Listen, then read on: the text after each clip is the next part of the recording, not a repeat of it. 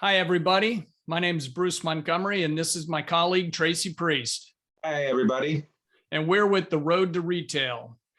The Road to Retail is where we hope to give small, emerging, challenger, or in some cases, dormant brands insights and tips on how to go about establishing their business and rolling it out into the national retail environment.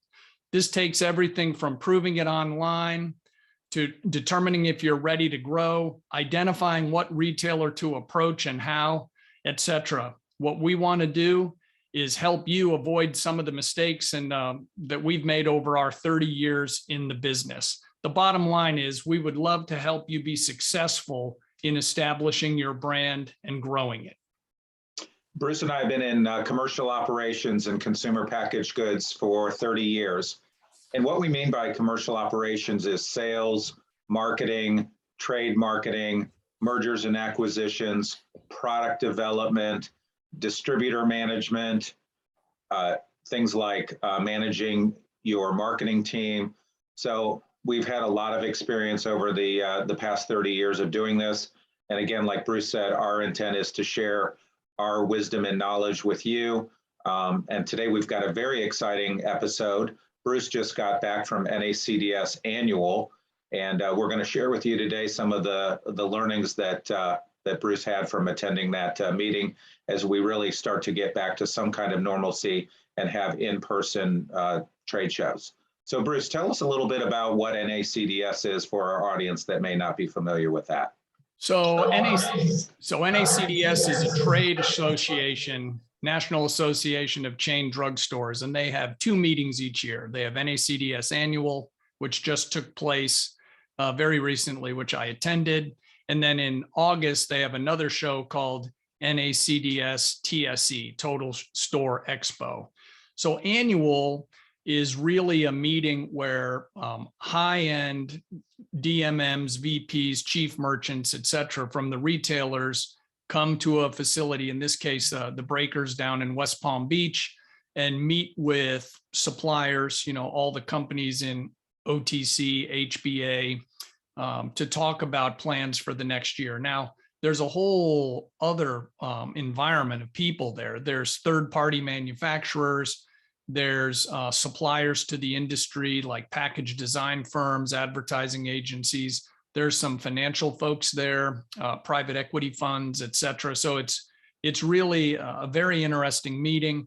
And Steve Anderson is the head of NACDS, and he and his team do a super job. And it was so great to be back at the Breakers, not only a magnificent facility, but in all the years I've been going to this show, it looked like attendance was back full up. I did not see a bunch of empty tables. The weather has cooperated in the past. They've been throwing some curveballs with South Florida thunderstorms, which always turns into quite the fire drill. People rushing into the building trying to find tables, but everything was great. It was a good show. I think it was very productive, and boy, was it good to get back face to face. So tell us, Bruce, as we get back to face-to-face meetings, what were the requirements? Did you have to wear, I have to ask, did you have to wear a mask? Did they require vaccination? Yes, they required proof of vaccination. You had to send that in advance. And being a belt and suspenders guy, I sent it in advance. I had a picture of my card on my phone, and I had my card in my briefcase. So no matter what they asked me, I could produce a card. Some people wore masks, and in this day and age, if you want to, great. And if you don't, as long as it's within the law, then that's fine too. I didn't get the sense people were over the top about it, but NACDS was certainly not playing games by inviting unvaxxed people to attend. So tell us, the audience, a little bit about how the meetings work. Good question. So the meetings work, the real big companies will secure indoor big rooms or out in the back trailers. These are the J&Js and PepsiCos, and they probably have elevators and a helipad, stuff that we don't see. But many of the companies have little cabanas that are around the pools. And then there's a bunch of tables out on the various parts of the ground. So you schedule meetings. So if you're a brand manufacturer, you'll work starting almost a year in advance to try to get your 15, 30 minutes with the large retailers and talk about what you're doing. Now, I'm sure the big companies, they get probably a couple of hours, but they have a lot more to cover, right? Because as we know, Tracy, dealing with these small and emerging brands, retailers tell us all the time that small emerging brands have a place, but the buyers and the retailers really can't win and make their plans if their big suppliers and big brands don't perform. So Sure. it's a lot of meeting. It's not a transactional meeting where you're going to, write orders or sell in a new item. It really gives you your chance with the senior people from the manufacturer side to deal with the senior people at the retailer side, just kind of like, hey, here's what we're doing. But then you still go back and you work through the normal channels, right? Going over the head of buyers, et cetera, is never a good move. So it's just a way to make sure that these senior men and women know what you're doing as a supplier to support and drive their business. Sure. Did you feel like the attendees were engaged? Oh man, not only were they engaged, I think everyone had like cabin fever, right?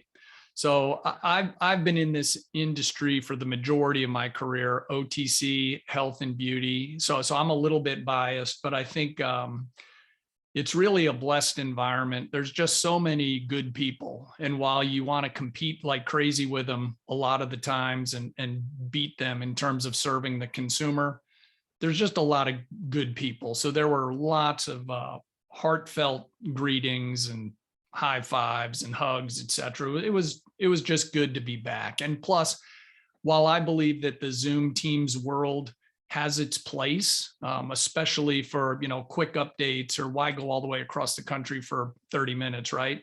Mm-hmm. But, I still don't think that big stuff gets done in person. So I think laying this groundwork for what people will be doing with their next iteration of either marketing campaigns or innovation, new products, et cetera. I still don't think there's a substitute for showing up and getting it done. Well, we both agree on that. So did you feel like the buyers that you interacted with, did they give you any indication of timing of when they'll be starting to meet back in person, or when is that coming, you think? Yeah, well, again, many of the buyers were not there. This is the division marketing managers and the head merchants. Some of them were hinting that time is getting close. Others were hinting that they're going to try to be flexible and make sure that their associates feel comfortable. So, there was not like, I don't think there's going to be a bell that rings and suddenly on, 4th of July, people are taking meetings back, but definitely heard people talking about scheduling. Hey, when are you coming to XYZ and come meet with my people? So that day's coming. I hope, as long as there's no renewed surge of COVID, I think we're sooner rather than later. That's awesome. Great insight. So tell us a little bit about the key issues that were discussed at the meeting. I know there's probably a lot of fireside chats as well as in the meetings, maybe some cocktail hours. So tell us a little bit about what the buzz is in the industry. Yeah, great question. No surprise, but it's always good to hear it reiterated. Supply chain is key. Yeah. Whether it's product on the water longer than people think. I was sat in on one meeting and one person was already lamenting that they're something like 6 weeks away from placing their Christmas orders. And I was like, holy cow, that's already, I think people that were weak on supply chain pre-COVID probably tightened up a lot, but there's still work to do. There's all the just in time, when you're trying to think of that dance where stuff comes into a factory and you don't want to carry too much inventory, just a lot of balls can hit the ground. I sat in on a breakfast meeting and one of the new chief commercial officers or chief oh gosh, chief merchant, maybe. I can't remember the exact title. She was a very dynamic speaker, and someone asked her about supply chain, and she just opened up her arms to the audience and said, "You guys tell me." So it's definitely top of mind. Another thing top of mind, no surprise, is, margin pressure all the way around. Right. Retailers have margin pressure, the brands have margin pressure. In this time of inflation, the consumers are getting pinched, but so is everybody else, right? So if the inflation's at its highest point since, pick a date, what you hear on TV, 80s, 70s, a lot of brands would love to take price, but it's like the worst time to take price. So that's on people's minds. And also a lot of the investments in digital and pick up at the store, a lot of those investments, retailers really stepped forward and funded that. And I'm sure they're looking for some relief there from the supplier base to help sell products. And so, margin pressures is as old as time, right? So you have to be clever. And in the end, people have to be really reasonable. And then innovation, Tracy, like we've heard in our interviews and the work we do, buyers just don't want the 15th, chocolate chip cookie or 19th aloe-based skincare brand. One of the comments we heard was no cut and paste brands. So how are you going to bring something with a meaningful point of difference to help drive their category? And there was talk about, some of the larger companies were having innovation sessions with some of the key retailers. At least, that was the chatter. I certainly wasn't invited to sit in on those. Right. But innovation remains big. And then I would say the fourth one that's getting a lot of run is a lot of the larger retailers have built out their own digital advertising and marketing platform. They've for years have seen Amazon posting 70% gains or more in their ad platform at very juicy margins. So they now want to get a piece of that. So those are coming together. You and I are both working with clients that are testing those out because in the end, supporting them is great and helping everybody learn. But if the return's not there, either the price needs to be adjusted down or the platform needs to mature because, brands these days, especially smaller ones, their financial resources are limited. So they have to take really good shots. Sure. So just for our audience, and I wanted to reiterate this because we've talked about this in previous episodes, just the importance for our small emerging brand audience today is supply chain. Make sure that you are, testing your supply chain. We talk about starting smaller regional plays. Don't start at Walmart or Target. And I just think what you said about, what was said at NACDS Annual is true. And we just continue to hear it within the industry. So again, just another reminder to our small emerging brand audience that you've got to make sure that your supply chain, is really nailed down and start small and then grow from there. Well, and the other thing, Tracy, to take that one step further is there's a lot of questions around having backup suppliers. So whether you put stuff in bottles or you ship or shipper cardboard, you'd be surprised how many brands that aren't necessarily small are single threaded at certain points in the supply chain. Right. And especially for smaller people, smaller brands, it's tough, man. I mean, it's all you can do to keep all the trains running on time with, say, one bottle supplier and one shipping company that you work with. So to make sure that you have a backup, that it's just harder work. But again, no one's in this business because it's easy, right? We're in it because it's fun and right. Exactly. So I think, what you're saying too is make sure you've got a backup supplier. And what I've seen in some of the clients we work with is even the simplest things as getting a truck to your dock on time or getting a truck, just the simplest things these days can really be a challenge that you've not experienced before. And there's other things where you're being given the Corleone offer you can't refuse. Like this key input is up 70%, not because the cost of it went up, but because it's scarce. Right. right? So you get jammed up on shipping, you get jammed up on bottles. If you have an actuator or a pump top on certain products, there's been shortages of that, over the past couple of months. So you just have to be on the ball. Yeah. And What else you got for me, Tracy?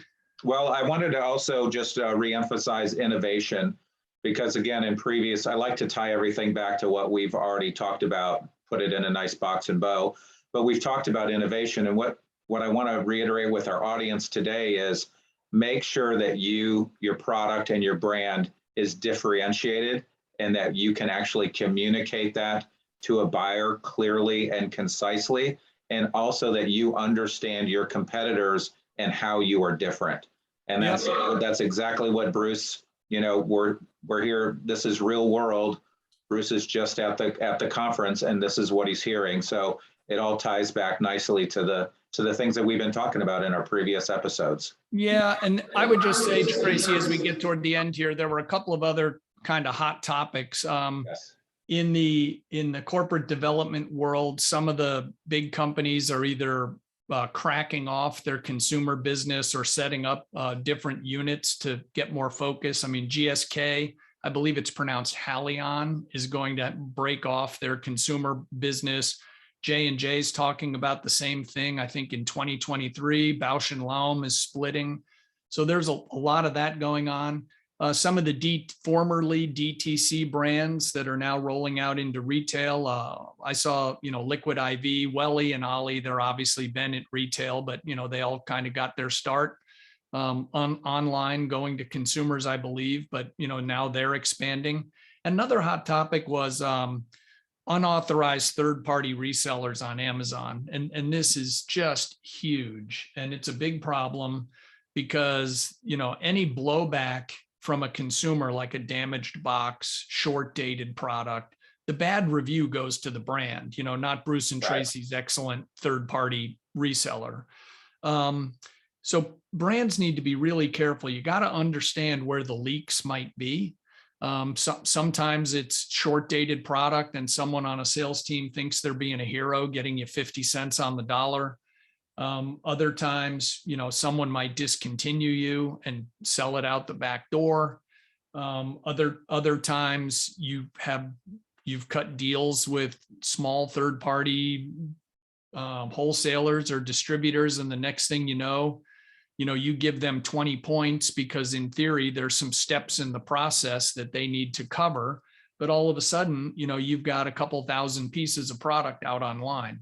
Right. So, and Amazon does not like to police these third parties, right? No, they don't care. No, it's been a big issue for Chippa over the years, and it's still a big issue right now. So figuring out how to choke off unauthorized third-party resellers. And then lastly, we already touched on it a bit, was the big interest in investing in the individual retailers' digital assets, helping them get their ad platforms established. So for a small emerging brand, one of the things, Tracy, you and I talk about is being easy to do business with and being willing to take a few chances.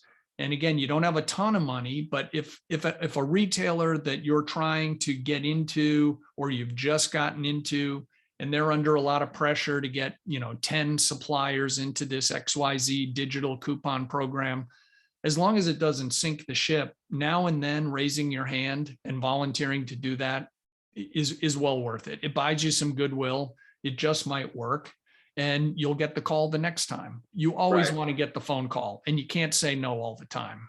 Exactly. And we've said that again in previous episodes. Yep.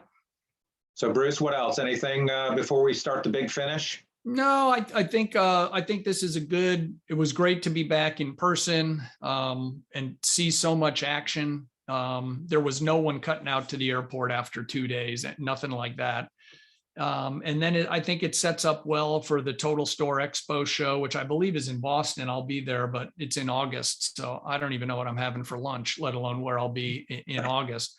But that's the much more transactional show where the buyers show up and the rubber starts to hit the road as we then start moving into line review season. So I think it was a great a great step forward. Selfishly, in the world where we operate, to me, it was a real ray of sunshine that hopefully this COVID last couple of years is starting to get behind us, and we can collectively move forward. That's all I got, Tracy. Awesome. All right, ready for the big finish. Thanks Rock for and roll. joining us. Rock Thanks and for roll, joining man. us today. We really appreciate your time. Please follow us on our LinkedIn page, Road to Retail. That is where we post our discussions every 2 weeks.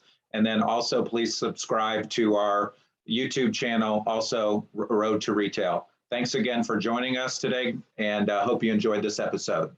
Good luck out there.